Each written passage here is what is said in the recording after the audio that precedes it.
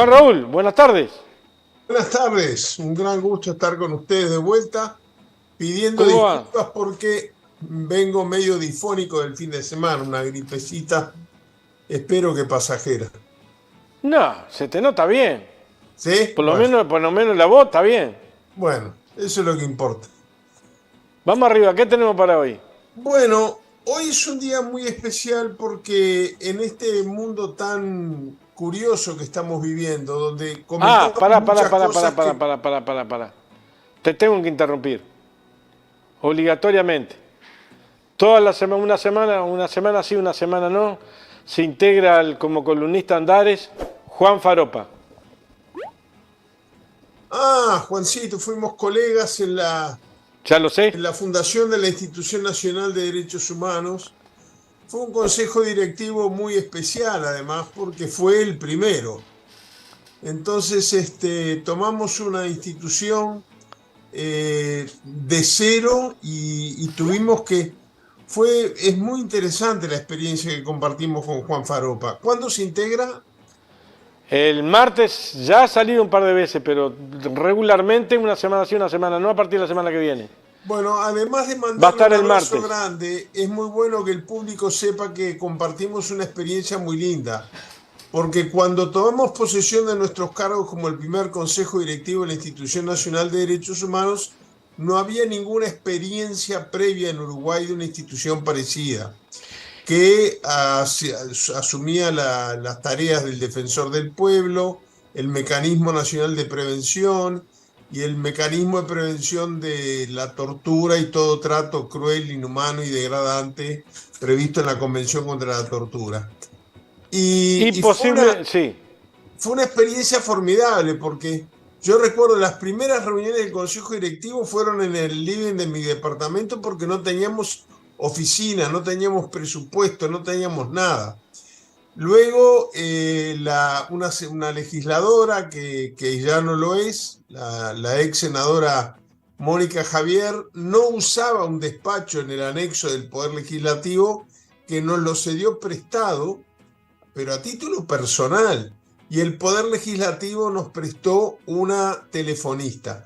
Así empezó la institución, hasta que pudimos tener nuestro primer presupuesto, tener funcionarios en comisión, luego hacer los concursos para ir presupuestando algunos funcionarios, sobre todo en áreas especializadas.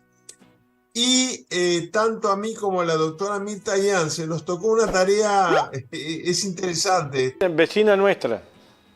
Sí, claro, claro, claro, de las piedras. 3, 4 cuadras del estudio vive. Mira, Mirta, un personaje increíble, entrañable. Y Mirta y yo éramos los responsables por conseguir el reconocimiento de las Naciones Unidas. Mira, yo en mi escritorio tengo la banderita de la primera sesión en que nos sentamos por el Estado uruguayo con voz pero sin voto, ya reconocidos oficialmente como la Institución Oficial Nacional de Derechos Humanos por las Naciones Unidas en una reunión del Mecanismo Nacional de Prevención que tienen los estados. El Juan Faropa el examen martes, si no te saco el tema. Juan Faropa el martes. está, pero no, enseguida vuelvo al tema. Fíjate qué interesante el cuidado que tiene las Naciones Unidas en evitar la dependencia de otro poder del Estado, de las instituciones de derechos humanos. Esa telefonista que tuvimos unos pocos días, esa telefonista hubo que explicarlo con mucho cuidado en las Naciones Unidas, porque era funcionaria del Poder Legislativo y nosotros teníamos que demostrar absoluta independencia. Entonces, claro, íbamos y decíamos, escúchenos, no teníamos ni las llaves para entrar a la oficina. Bueno, pero hubo que pasar esa prueba que no fue fácil para demostrar nuestra independencia, a pesar que durante unos meses tuvimos una telefonista prestada por el Poder Legislativo. No, El lunes me contesta, que ya lo hablamos, hay 99% de posibilidades nada más que tiene que arreglar, se integra a la columna también una vez cada 15 días Daniel Martínez. mirá qué bien. Bueno, va a estar lleno de amigos. Un día voy a tener que ir al estudio y verlos a todos desde el estudio mismo. Pero acá se cobra la entrada, por lo menos un cacho de asado. Bueno, no, te decía que hoy es un día muy especial para la historia contemporánea, porque hoy se presentó por tercera vez en 4 meses el expresidente de Estados Unidos, Donald Trump. Entonces vamos a alejarnos un poquito de la realidad inmediata del Uruguay y poner esto en perspectiva. Donald Trump ya fue presentado en 2 causas judiciales que se le abrieron. Esta, repito, es la tercera en 4 meses, pero la más complicada institucional y en términos históricos para los Estados Unidos. Primero porque a medida que pasa el tiempo está más próxima la elección. Pero en segundo lugar, porque la primera causa fue por haber pagado para comprar el silencio de una actriz porno que había tenido relaciones sexuales a cambio de plata durante la campaña electoral en que fue electo presidente. Y bueno, se descubrió que él le pagó para comprar su silencio. Es muy curioso cómo cada país tiene su cultura. Lo importante, aunque en el estado donde ocurrió la prostitución no era legal, el delito más delicado de ese primer cargo que se elevó en un tribunal federal contra el expresidente Donald Trump era haber tratado de mentirle al elector. Es decir, le compro para que no diga, porque si dice me va a ir mal en las elecciones, estoy comprando una mentira, ¿no? El segundo cargo fue, lo comentamos creo que acá, el descaro con que sin desclasificar, aunque dependía de su sola firma, documentos secretos de Estado, tanto del Pentágono como de la CIA como de la propia Casa Blanca, se los llevó para su residencia de verano en el estado de Florida y el FBI le allanó la casa, capturó estos documentos y esto le ha creado un problema a Estados Unidos porque habían algunos documentos, yo lo conté en su momento, que estaban en el baño de visitas, detrás del toilet del baño de visitas. Una desprolijidad crónica, que uno dice, bueno, pero tampoco da para juzgar a un expresidente por esto.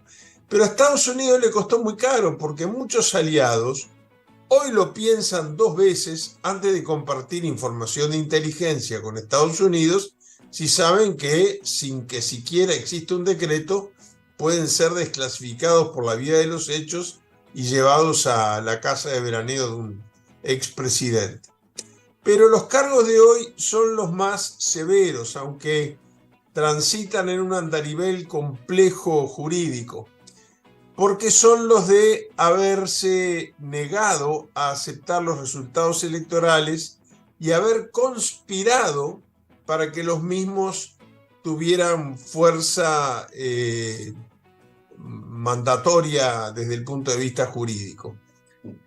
El presidente Trump puede ser de aquí a las primarias, a las elecciones o a la asunción del nuevo presidente en el año 20 de enero del año 25, en cualquiera de estas etapas, puede incluso ser detenido, arrestado, puede ser enviado a una prisión federal y la Constitución americana no considera que ello sea impedimento alguno para que pueda ser electo presidente.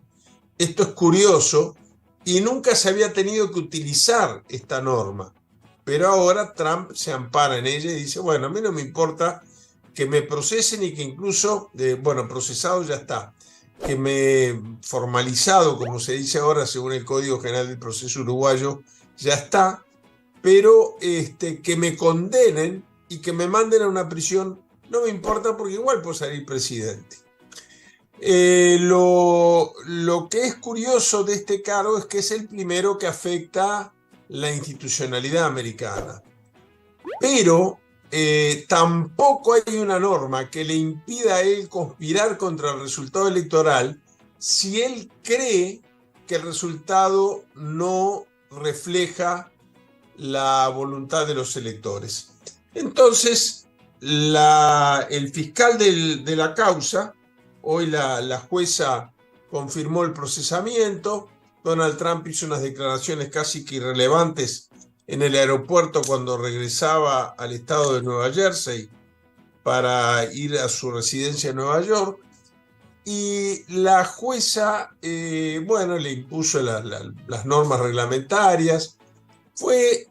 Lo digo con total franqueza, yo trato de mirar lo que ocurre en otros países con la mayor frialdad, pero aparecieron algunos policías que, habiendo sido heridos en el alzamiento contra el Capitolio, al cual dio mucha manija a los manifestantes el propio Donald Trump, quedaron heridos y no se recuperaron totalmente de las lesiones y por lo tanto se coartó su carrera policial.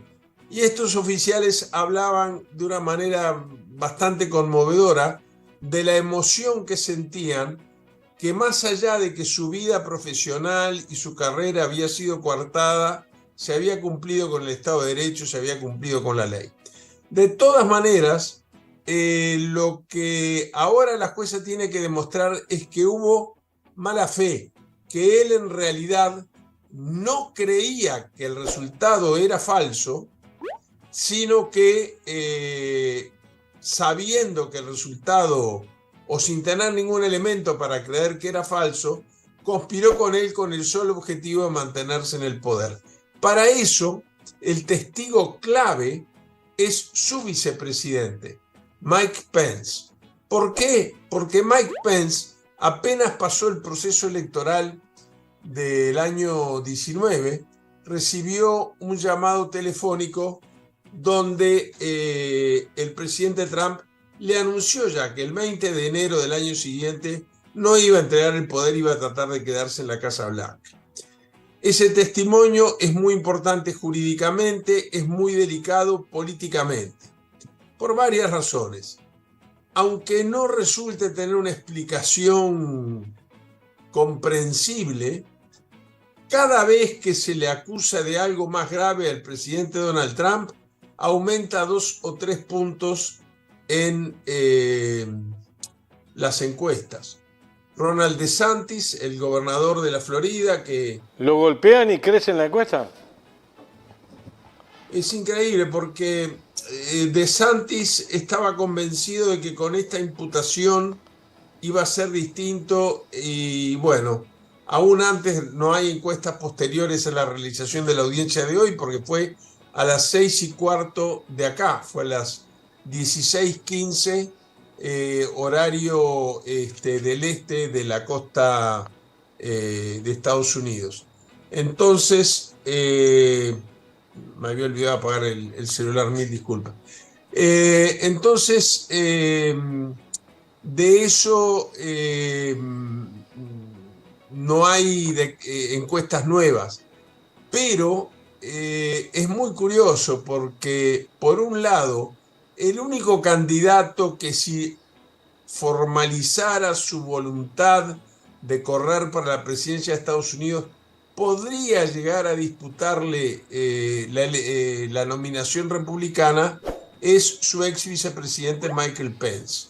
Pero al mismo tiempo, Michael Pence mira las encuestas y no quiere contribuir a victimizarlo más. Ahora, ante la justicia, él va a jurar decir toda la verdad y tendrá que decirla.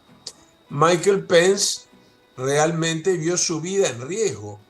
Yo no sé cuántas de las oyentes y los oyentes visualizan aquella imagen cuando el 6 de enero del año 2020, cuando estaba por empezar la pandemia, al vicepresidente Pence, el FBI lo evacúa, hay que suspender la sesión del Congreso, es decir, la reunión de ambas cámaras legislativas, y lo evacúan del Capitolio. De todas maneras, aunque no sepamos todavía cómo va a terminar esto, es un día muy importante y vale la pena un segundo detenerse y reflexionar. Más de uno, y con esto redondeo, estará diciendo, bueno, pero ¿en qué me afecta a mí este tema que trajo Juan Raúl hoy arriba de la mesa? Bueno, yo creo que deberíamos de pensar cuántos de nosotros nos hubiéramos imaginado hace apenas 3, 4, 5 años que íbamos a estar comentando esta noticia, que un expresidente de Estados Unidos no fue reelecto y hoy es imputado formalmente ante la justicia federal por un tribunal de la capital de Washington. Él argumenta además que eso no le da garantías porque la capital federal de los Estados Unidos es un antro del populismo de izquierda, así le llama Trump. Bueno, es muy elocuente populismo del izquierda, mundo le que mató. estamos viviendo y de los cambios que están transcurriendo y de ese fenómeno que mucha gente dice, ¿de qué se trata? Bueno, de esto, eso que se ha dado en llamar la nueva derecha. No, pero además termino con esto, una preguntita para no dejarla descalza, pero en realidad yo fue la única vez que vi una potencia como la de Estados Unidos, gente armada hasta los dientes, yendo a una manifestación al Palacio Legislativo, en lugar del Palacio Legislativo de Pesunga. Yo nunca lo había visto y además hasta el día de hoy sigue diciendo que no ganó la elección de Biden, el presidente. Sigue diciendo lo mismo, sigue diciendo lo mismo. Lo que él ahora tiene que probar es que el 20 de enero y aún antes, la Navidad anterior, cuando habló por teléfono con Michael Pence, él tenía elementos. Curiosamente, desde el punto de vista jurídico, no es lo mismo que desde el punto de vista político. Él tiene que probar que en esos dos momentos, 23 de diciembre del 19 y 20 de enero del 20, perdón, 6 de enero del 20, él tenía elementos que le hacían creíblemente sospechar de que el resultado había sido fraguado. Difícil que el chancho chifle, dicen en mi pago. Y más peor es que le rasca el lomo. Nos vemos. Bueno, nos encontramos el jueves que viene. Vamos arriba, gracias por estar ahí. Un abrazo muy grande y saludos a los demás columnistas que me nombraste.